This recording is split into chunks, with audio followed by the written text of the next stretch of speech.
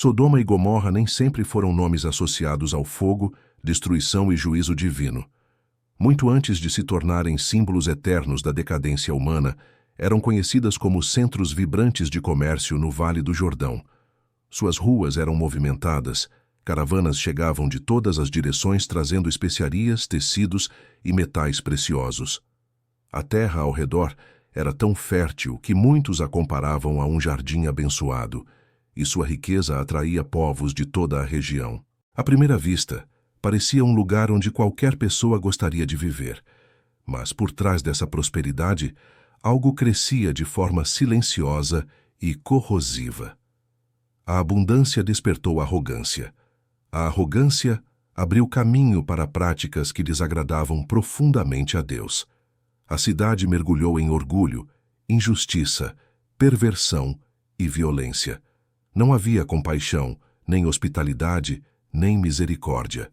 Os pobres eram ignorados, os estrangeiros eram tratados com hostilidade e a imoralidade era celebrada. A maldade tornou-se tão comum que já não havia vergonha, já não havia limites. A cidade inteira estava entregue ao próprio coração, e o coração do homem sem Deus se torna um abismo profundo. Foi nesse cenário que Abraão, servo fiel, recebeu visitantes celestiais. Entre eles estava o próprio Senhor, que revelou que o clamor contra aquelas cidades havia se tornado insuportável, ecoando até o céu. Mesmo assim, houve misericórdia. Abraão intercedeu e pediu que, se houvesse justos na cidade, ela fosse poupada. O Senhor ouviu. Mas quando os mensageiros divinos desceram até Sodoma, encontraram algo ainda pior do que Abraão temia. A partir desse momento, a história tranquila da cidade chegava ao fim. O que se seguiria seria a noite em que o céu se abriria e o juízo cairia. Quando os 2 anjos enviados por Deus chegaram às portas de Sodoma, a luz do entardecer ainda iluminava as casas de pedra e as praças agitadas. Era como qualquer outra tarde para os habitantes, mas não para o céu. Algo invisível e pesado pairava no ar, como se o próprio vento anunciasse que aquela seria uma noite fatal. Ló, sobrinho de Abraão, os viu primeiro. Ele percebeu que aqueles visitantes não eram homens comuns. Com urgência e humildade, insistiu para que passassem a noite em sua casa, pois sabia como a cidade tratava estrangeiros. Ele não estava enganado. Quando a noite caiu, veio o primeiro sinal da condenação moral daquela cidade. Passos. Muitos passos. Homens de todas as partes se reuniram em torno da casa de Ló, exigindo que ele entregasse os visitantes para que pudessem abusar deles. A perversidade não era escondida, era proclamada. A multidão revelava o abismo em que Sodoma havia caído. Ló tentou proteger seus hóspedes, colocando-se entre eles e a violência iminente, mas suas palavras foram ignoradas. Foi então que os anjos revelaram sua verdadeira natureza. Estenderam as mãos e feriram os atacantes com cegueira, fazendo-os tropeçar na própria escuridão que simbolizava suas almas. Dentro da casa, o clima mudou drasticamente. A voz dos anjos agora carregava a urgência do céu. A cidade seria destruída. Não havia mais apelos, nem negociações, nem retorno possível. A contagem regressiva havia começado. E Sodoma, brilhante por fora, mas apodrecida por dentro, estava prestes a enfrentar o peso de sua própria corrupção. Dentro da casa, ainda tomada pelo silêncio pesado após a cegueira dos agressores, os anjos se aproximaram de Ló, com uma expressão que misturava autoridade e urgência. Era claro que não havia mais tempo. Eles ordenaram que Ló levantasse imediatamente, reunisse sua esposa e suas filhas, pois toda a cidade estava prestes a ser destruída. As palavras pairaram no ar como um decreto inevitável. Ló, ainda abalado pelos acontecimentos, correu para avisar seus genros, homens que haviam prometido casar-se com suas filhas. Ele suplicou que viessem com eles, explicando que o desastre estava às portas. Mas a reação deles foi trágica. Riram. Consideraram tudo aquilo uma brincadeira, como se Ló estivesse inventando histórias para assustá-los. Seu desprezo selou seus destinos.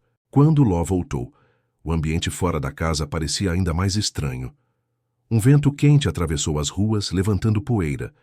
Os sons da cidade diminuíram como se algo invisível estivesse consumindo o ar. Mesmo assim, Ló hesitou. Talvez fosse o peso dos anos vividos ali, talvez o medo de abandonar tudo o que conhecia. Mas Deus não permitiria que a indecisão o consumisse.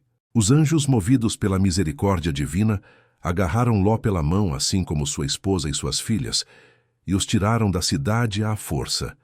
Era como se mãos celestiais não apenas os conduzissem, mas os arrancassem do abismo que prestes a se abrir. Fora das muralhas, a noite parecia ainda mais escura, carregada, como se o céu estivesse prestes a despedaçar. Foi então que os anjos deram a ordem mais importante. Fujam, não olhem para trás, corram para sobreviver. A partir daquele momento, cada passo seria uma corrida contra o próprio juízo. A fuga começou de maneira desesperada. Ló guiava sua família pela escuridão, sentindo o vento mudar, ficando mais quente, mais pesado, quase sufocante. Mas, em meio ao medo, ele temeu que não conseguissem alcançar os montes a tempo. Em desespero, pediu aos anjos que permitissem que fugisse para uma cidade menor, mais próxima, uma cidade que ainda não havia sido marcada para a destruição. Os anjos, em um raro gesto de compaixão, concordaram. Disseram que nada aconteceria até que Ló chegasse em segurança naquele lugar.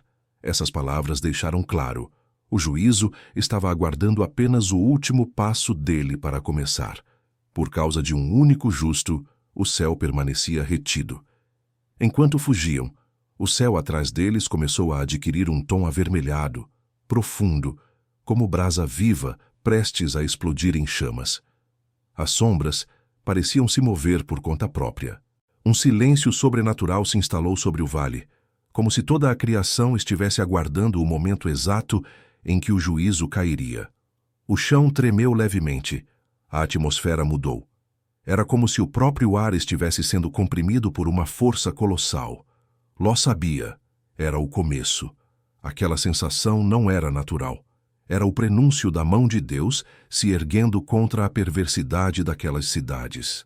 E assim continuaram correndo, sem olhar para trás, sem saber que a fronteira entre a vida e a destruição estava a poucos instantes de ser cruzada.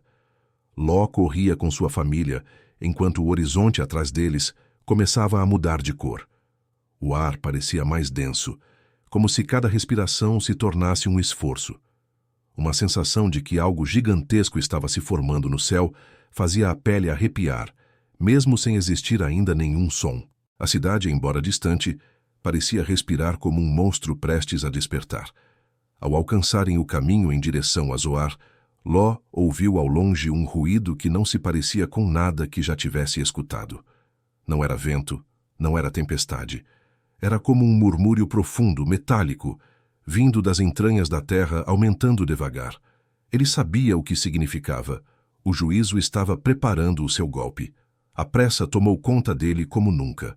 Seus passos ficaram mais largos, suas mãos mais firmes, e suas filhas mal conseguiam acompanhar o ritmo. Sua esposa, assustada, olhava para os lados, como alguém que sente que está deixando para trás mais do que apenas um lar. Os anjos haviam sido claros: não olhar para trás. Essa ordem não era aleatória. Era proteção. A destruição que estava prestes a ocorrer não era apenas física, mas espiritual, tão poderosa que sequer testemunhá-la seria suportável.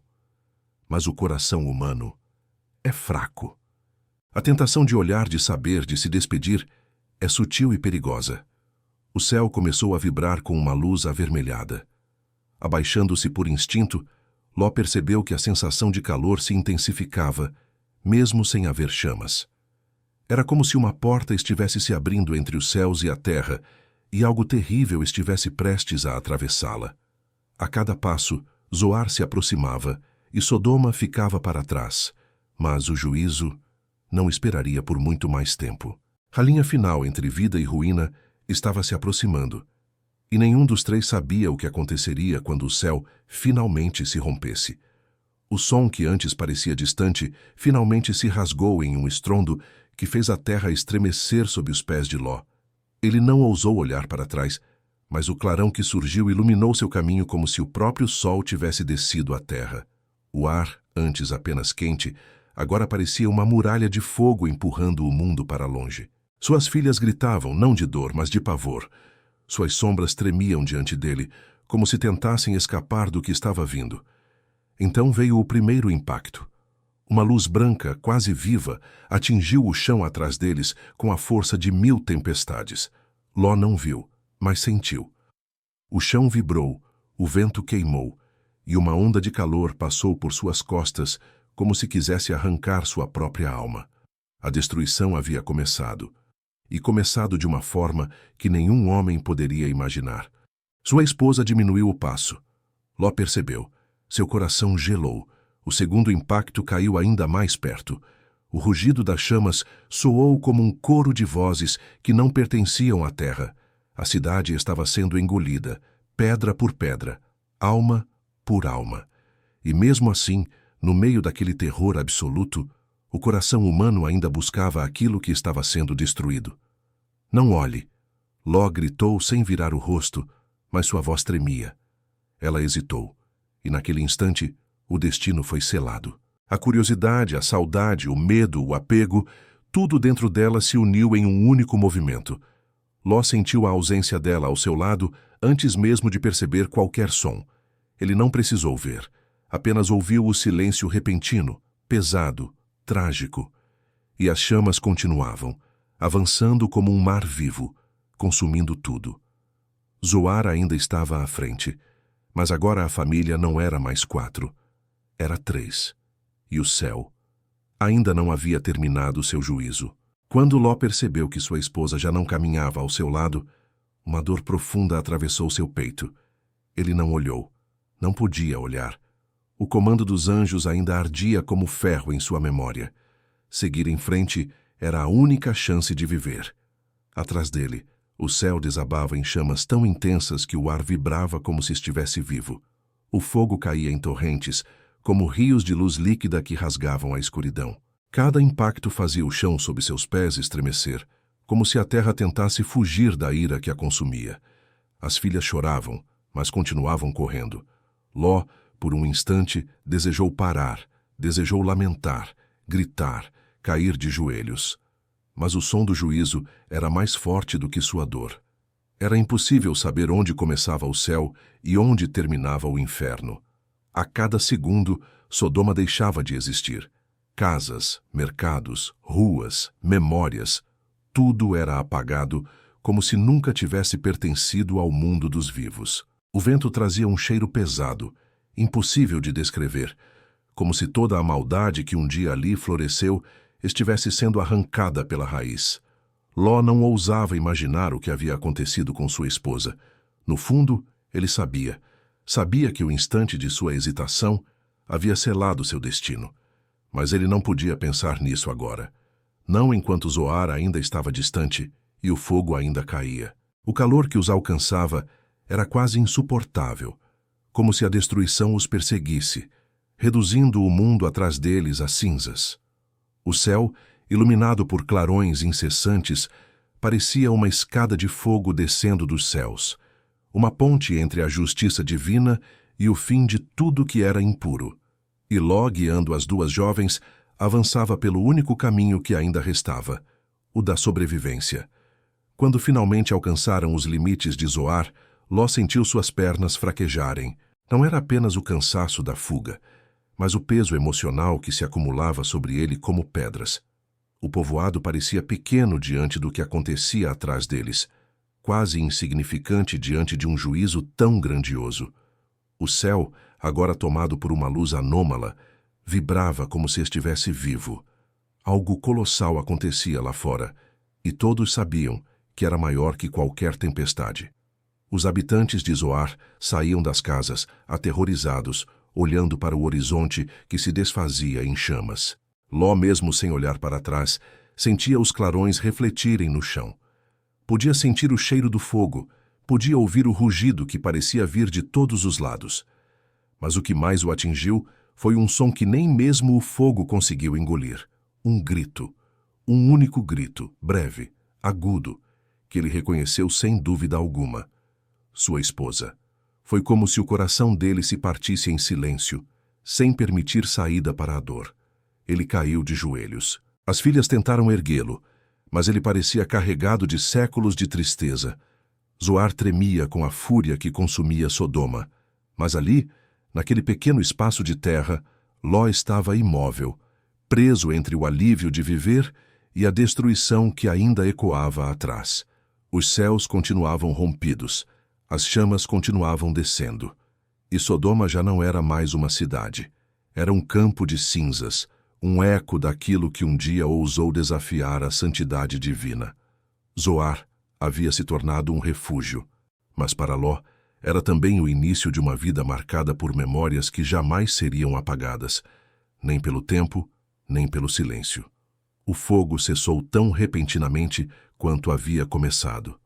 O céu, antes em chamas, ficou opaco, coberto por uma névoa densa de cinzas.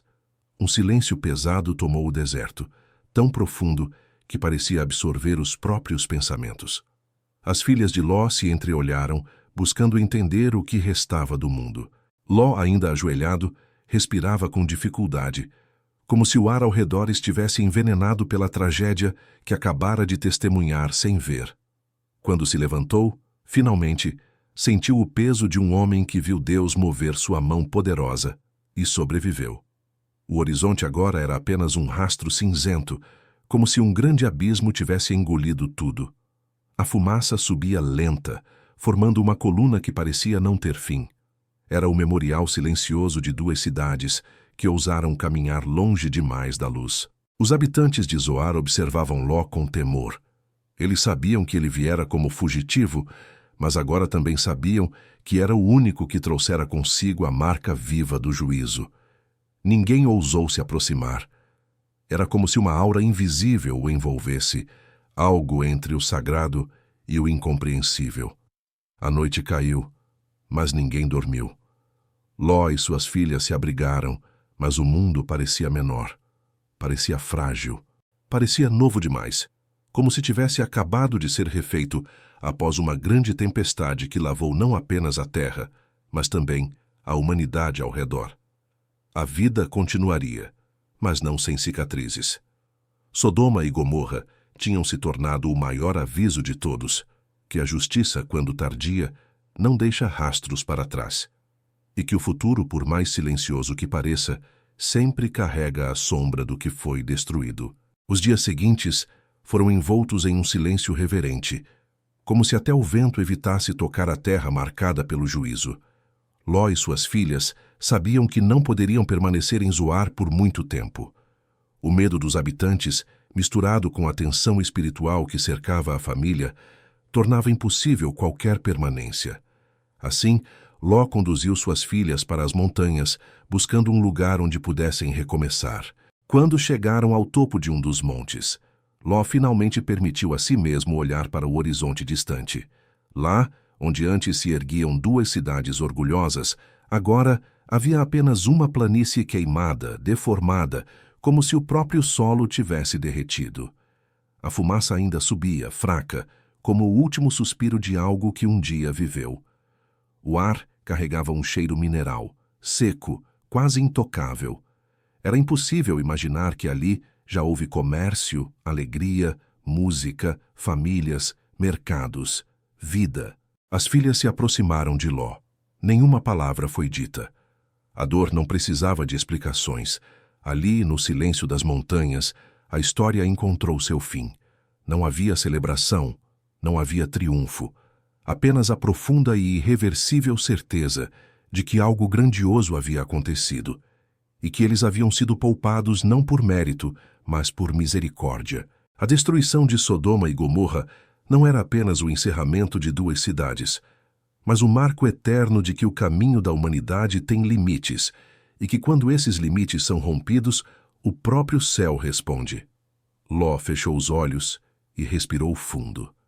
A vida continuaria, reconstruída, marcada, transformada, e enquanto o vento soprava entre as pedras, parecia carregar consigo a mensagem que ficaria para sempre. A justiça pode tardar, mas quando chega, ela não deixa sombras, apenas cinzas, e a memória eterna daquilo que nunca deve voltar. Obrigado por acompanhar mais um Arquivo Bíblico e até o próximo.